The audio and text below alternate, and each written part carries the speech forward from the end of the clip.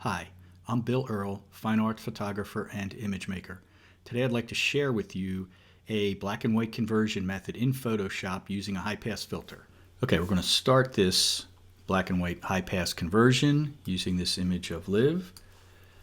So we're going to start with, we just started with our background layer, which is pretty much right out of the camera in this case. We're going to duplicate it, which is Command J on a Mac. We're going to change that to black and white. I always like to label my layers so I know what they are.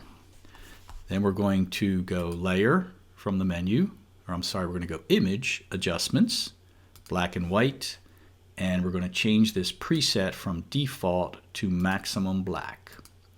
Now that darkens it quite a bit, so we're also going to add another adjustment to it. We're going to brighten it just a bit. So where is our there it is, brightness. We're going to go up 10 on brightness. We're going to say OK, which is just going to give it a little bit of brightness. So now we have that. So that's our basic black and white.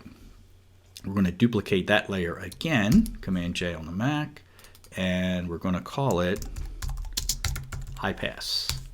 So then we're going to go up to Filter,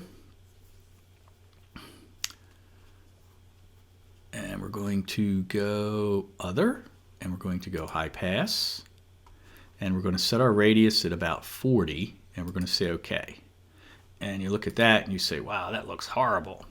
It does look horrible. So we're going to change our blend mode over here from normal to overlay. And that gives us a pretty intense black and white, but very silvery, which is the effect we're trying to achieve. So what we're going to do is we're going to soften that a little bit. We're simply going to go back up to Filter, and we're going to blur it a little bit using a Gaussian blur. So here I'm set at my radius at 4.5. That's kind of a season to taste. I'm going to pop that on and off, and you can see the difference. It just cuts that a little bit. High-pass filters can be very harsh and sort of crunchy.